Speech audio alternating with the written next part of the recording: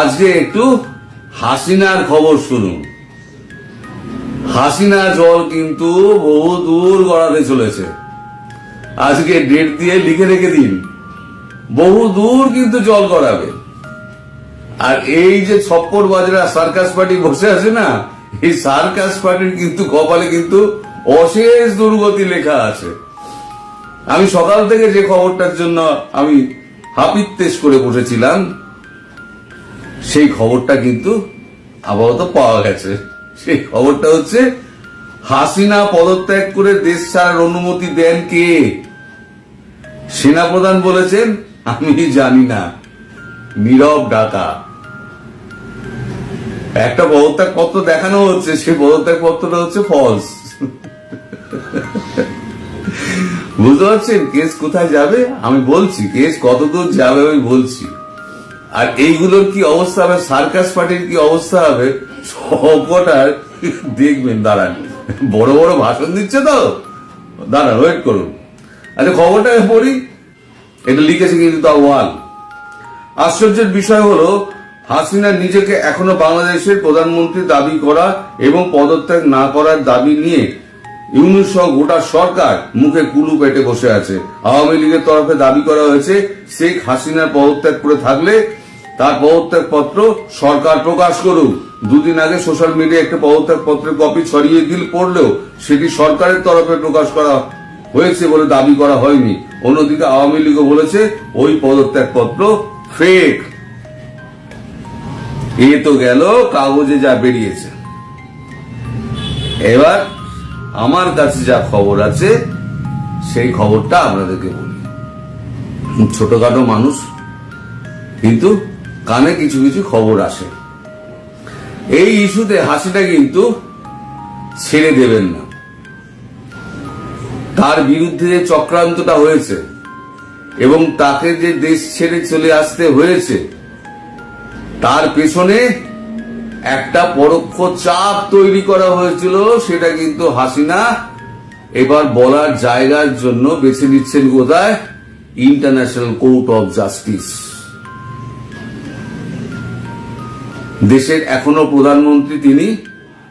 সংবিধান মতে দেশের প্রধানমন্ত্রী হিসেবে তিনি ইন্টারন্যাশনাল কোর্ট অফ জাস্টিসে তিনি গিয়ে মামলা করার কথা চিন্তা করছেন। আর সেই মামলায় তার বিরুদ্ধ পার্টি যাকে করছেন, যাদেরকে পার্টি করছেন, তারা হচ্ছেন এই যে অন্তর্বর্তী সরকার, যেটা সার্কাস পার্টি আছে, তার প্রধান ডক্টর ইউনূস এবং তার সাঙ্গপাঙ্গ যারা আছে, এই সবার উপরে। এবং এটা যদি ইন্টারন্যাশনাল কোর্ট অফ জাস্টিস, এইবারে হবে কি, ইন্টারন্যাশনাল কোর্ট অফ জাস্টিস যাদের বিরুদ্ধে অভিযোগ করা হয়েছে তাদেরকে ডেকে পাঠাবে। বলবে আপনারা প্রমাণ দিন, সরকার যে গড়েছেন কোন ভিত্তিতে সরকার করেছেন, আপনাদের কাছে লিখিত কি আছে দেখান। কে আপনাদের নির্বাচন করলো, কে আপনাদের অ্যাপয়েন্টমেন্ট দিল, আপনাদের অ্যাপয়েন্টমেন্ট লেটার কোথায়, আপনার সমর্থনটা কোথায়? সরকার, অন্তর্বর্তী সরকার আপনি ঘুরে বসে বললেন, এ তো ক্লাব নয় যে আমি একটা প্রেসিডেন্ট একটা সেক্রেটারি নির্বাচন করে নিয়ে আমরা বসে বললাম। এটা তার দেশ, তাদের নির্দিষ্ট সংবিধান আছে। আবার আপনারা বলছেন নাকি সংবিধান চেঞ্জ করবেন। আপনাদের কি অথরিটি আছে সংবিধান আপনি চেঞ্জ করবেন? আমরা তো কোনো লুকাস ফ্যাক্টরি নেই। যদি এবার সপক্ষে দলিল দাখিল না করতে পারেন ডক্টর ইউনূস, তাহলে কিন্তু আপনার কপালে কিন্তু প্রচুর দুঃখ আছে। ইন্টারন্যাশনাল কোর্ট অফ জাস্টিস যদি আপনাকে দোষী হিসেবে চিহ্নিত করে যদি শাস্তি প্রদান করে, তাহলে বাংলাদেশ কেন, পৃথিবীর যে কোনো দেশে আপনি কিন্তু আটকে যেতে পারেন। আপনি কোনো দেশে গিয়ে কিন্তু আশ্রয় চাইতে পারবেন না। ইন্টারন্যাশনাল কোর্ট অফ জাস্টিসের যে রায়, সেই রায় কিন্তু সারা পৃথিবীর ওপর প্রযোজ্য। আপনি কোনো দেশে গিয়ে রাজনৈতিক আশ্রয় নিতে পারবেন না। আপনি কেন, যাদের বিরুদ্ধে এই মামলাগুলো হবে, যদি হয়, যেটা আশা মানে শোনা যাচ্ছে উনি করবেন, এবং আমার মনে হয় উনি করবেন, যদি সেই রায় যদি বেরোয় এবং আপনাদের যদি আসামি হিসেবে সেই রায়টা দেখানো হয়, তাহলে পৃথিবীর কোনো দেশ আপনাদের রাজনৈতিক আশ্রয় দিতে পারবে না।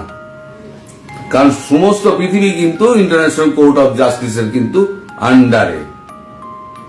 ফলে পালাবার আপনার সব রাস্তা বন্ধ। সামনে কিন্তু ভয়াবহ দিন।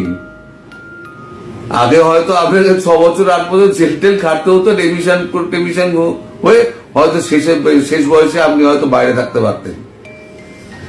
এইবারে যে আপনাদের কপালে কি দুঃখ আছে, এই যে যারা আছেন এইসব মহিলাগুলো কেন ঢুকলেন সংসারপাতি ছেড়ে দিয়ে এর মধ্যে কেন ঢুকলেন?